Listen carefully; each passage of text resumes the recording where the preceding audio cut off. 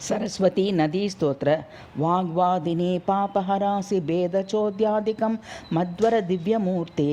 सुषर्मदे वन्दपदेस्तु वित्ता दया च तेहो मयि पुण्यकीर्ते देव्यै नमः कालजितेस्तु मात्रेयी सर्वभास्य किलार्थदे त्वं वासोऽत्र तेन स्थितये शिवाय त्रिशस्य पूर्णस्य कलासि सा त्वं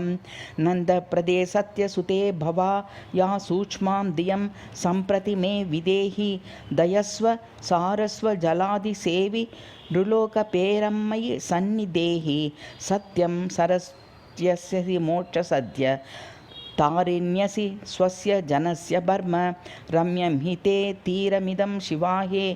नाङ्गीकरोतीह पतेत्समोहे स्वभूतदेवादिहरेऽस्मि वा ह्यचेता अपि प्रज्ञ उपासनात्ते तीव्रतैर्जेतुमशक्यमेव तं निश्चलं चेत इदं कृतं ते विचित्रवाग्भिर्ज्ञ गुरून् साधु तीर्थशयां तत्त्वत एव गातुं रजस्तनुर्वा क्षमतेऽद्यतीता सुकीर्तिरायच्छु तु मे धियं सा चित्राङ्गी वाजिन्यगणाशिनीयमसौ सुमूर्तिस्तव चाम्ययीह तमोगहं नीरमिदं यदा दीतिग्निमे केऽपि न ते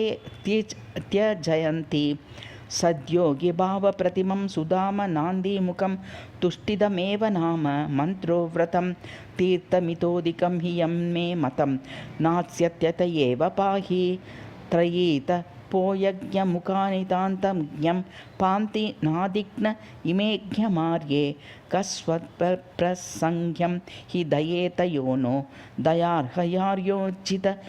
ईशवर्ये समस्तदेवर्षिनुते प्रसीद देह्यस्य के विश्वगते करं ते रक्षस्व सुष्ठुयुदिते प्रमत्तः सत्यं न विश्वान्तर एव मतः स्वज्ञं हि मां धिक्कृतमत्र विप्ररत्नैर्वरं विप्रतरं विदेहि तीक्ष्णदुतेर्यातिरुगिष्ट वाचोस्वत्स्थास्त्य मे रात्विति ते रिरीहि स्तोतुं न चैव प्रभुरस्मि वेदतीर्थादिपि जन्महरे प्रसीद त्रयपैव यत्सृष्टुत येत्यपायात्स जाड्याहाति प्रियदा विपद्भ्यः।